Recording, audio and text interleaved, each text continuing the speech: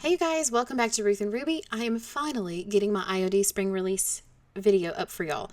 I'm sorry it took so long, but I had a little sickness. But here we go, project number one. Project number one is a super simple thrift flip. I found this box at the thrift store, and with it already having those red tones in it, I knew that this brand new transfer in our quarter one release, I already forgot the name of this. Sabrina just told me, and I've already forgotten. Collage de Fleur, that's what it's called. So you can see all of the beautiful red tones and pink tones in these beautiful flowers. So I'm going to cut one out. I chose this one right here, and I'm going to cut around it, and we're going to apply it to the box just as is. I'm not even going to paint it first because I know that those tones are going to go perfectly together. So I am just trying to position it, trying to figure out exactly how I want it to look when the lid comes off. So, because I want it to look seamless when the lid is on it. So I'm going to cut those leaves right off the bottom, and I'm going to take one and position it to the right because I feel like there's just a little bit of empty space right there. So I'm going to cut those off, and I'm actually going to use that over there here in just a minute. So for now, I'm going to easily apply my transfer. So I know that most of y'all have probably tried transfers by now, but if we have any new viewers in the house, just go ahead and get you one because you need to try it. They are so easy, and they level up your thrift flips or your decor pieces so easily. So if you're brand new to making and crafting, this is the perfect product to start with. Okay, so after I remove that carrier sheet, I'm taking my finger around the edge of the transfer, and I want you to watch how that halo totally disappears. This is one thing that we love about IOD transfers is they have the smallest halo in the industry, and they almost just basically disappear. So if you rub your finger along the edges, you can't even see that this is not painted onto the box. Okay, to finish this piece up, I'm going to apply a water-based top coat, and I'm not even going to put it on the whole box. I'm just going to put it on top of the transfer, and it's perfect. It's ready to go. You can style it with the lid on it as is, or you can even set the lid up and style it with some greenery like I did here.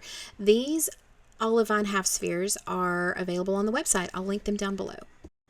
All right, next up I'm going to use the veranda stamp, and just a reminder, again, if any of you are new, how we want to make sure that we condition our stamps before we use them for the first time. So this is some 220 grit sandpaper, just going over those to make sure that we've got plenty of tooth for our paint or ink to stick to. And I'm going to use ink for this application. So, okay, here's what I'm doing. I had this idea. So most of you know that we bought a laser cutter a while back, about a year ago now actually. So I had the bright idea to take this stamp and trace it and see if we can cut it on the laser to get the accurate shape. And I stamped it onto paper so you can see all the beautiful detail in this stamp. And so Sabrina here is outlining this stamp with a Sharpie, and we're going to fill it in with a black paint pen so that we basically get a solid black shape. And then we take it right over to the laser software and trace it and send it to the machine and cut it up. And you're going to see that it actually worked out beautifully. So I'm going to give the bottom piece a base layer. This is Aviary and DIY paint, and I'm going to give that a good coat. And now I'm going to take some clay, and I'm pressing it out, just no rhyme or reason, just pushing it fairly thin and flat. And then I'm going to take another piece of the veranda stamp, this beautiful floral foliage. I love this. So I'm pressing it into the clay really good, and then I just tear off the edges and tear some more and some more. All right, here's what I wanted to show you. So you can see here, I'm like, oh, I didn't get enough impression there. So instead of taking it all the way off, I just peel a little back to check it. And then I can go back and press in just a little bit more and get a much better impression. So see there? See the difference? Perfect. All right, so now I'm going to glue it to the frame. So I'm going to line everything up. I'm going to put my little frame. Oh, actually, no, we're not doing that. Sabrina is making me a label on the brand new Conservatory Labels mold. You guys, I am going to wear this one out. If I had to pick a favorite mold for this release, it might be this one. So now she's taken the Apothecary Labels stamp, which is amazing. Can you guys say yay for smaller letter stamps? And so she's impressing that into the label, and it just says fleur, so you know, French for flower, I think, right? So before I glue everything down, I'm putting the frame back on there to kind of line it all up so that I want to make sure that everything fits in there the way I want it to fit. So there we go. So now I'm lining the little label back up again and gonna glue it all down, and I'm giving the frame itself a coat of burlap and Dixie Belle paint.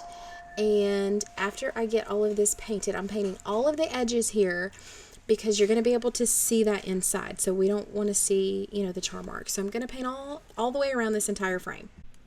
Okay, so now I'm going to ink up the stamp really liberally because I want to make sure that we get a good impression.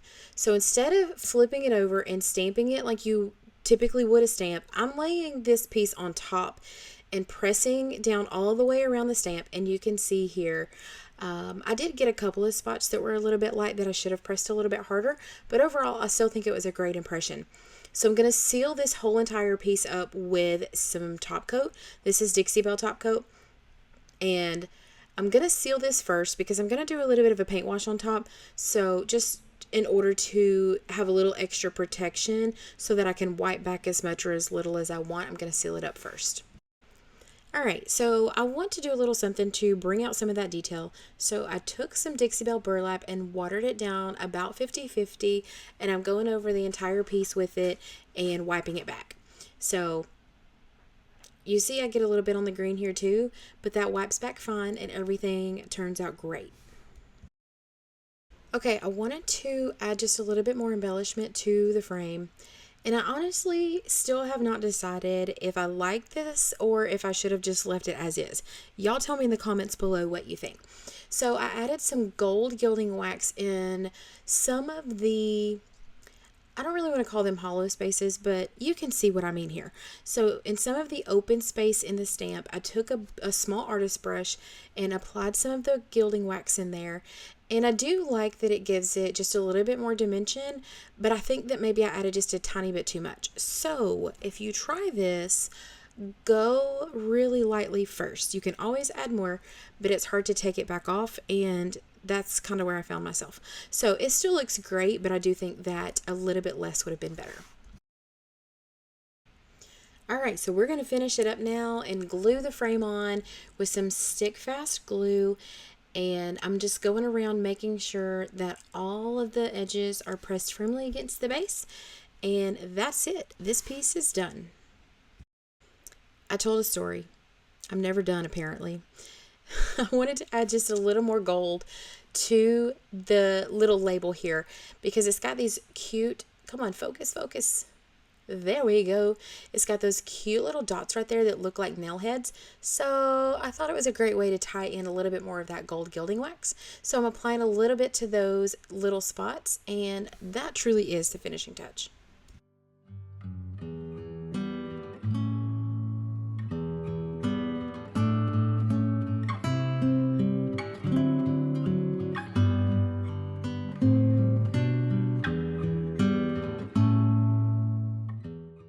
Okay, this next project is Sabrina's, and we have already sealed this pot inside and out with Dixie Belle Gator Hide. That seals it in completely, and now she's giving it a coat of Dixie Belle French linen, and we're going to use those new labels to make a cute little label for the front of the pot. And you can see how she's using that micro rim there to make it easy. Flip it over and it flops right out. No problem. So don't forget to dust your molds with cornstarch because that is the key to getting a really nice clean piece to pop out. And she's going to apply it now to the pot with some Tite Bond Quick and Thick. And it's about time for a new glue. This thing's getting a little goopy. But so she's just going to spread it all the way out to the edge there and apply it to the pot. Okay, now she's going to use the new Apothecary label stamp again and impress an H into the center of that label. And it is a super simple, but such a way to elevate the look. And it's the perfect finishing touch. And we're going to add, oh, looky there. She's making two. She's going to put a G on that one for her last name. So I love the label in the center of that. I feel like it's just a cute, tiny little thing, but that takes it up such another level.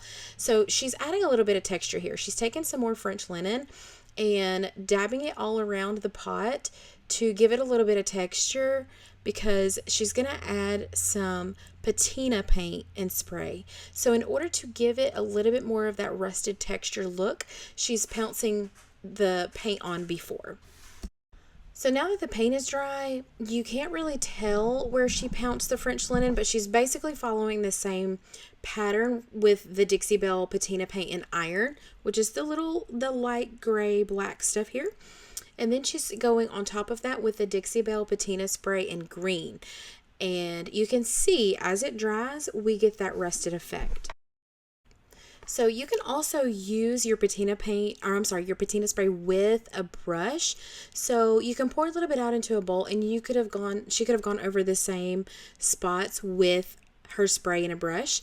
And you know, just another tip for you if you want to get this effect, but you don't maybe want to spray it and have the mess that we've got going on here.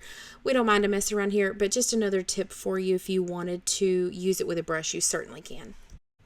Alright, you guys, thank you so much for watching today's video. Please let me know in the comments below what you think about these projects. Be sure to like and subscribe, and don't forget all of these products are available at ruthandruby.com.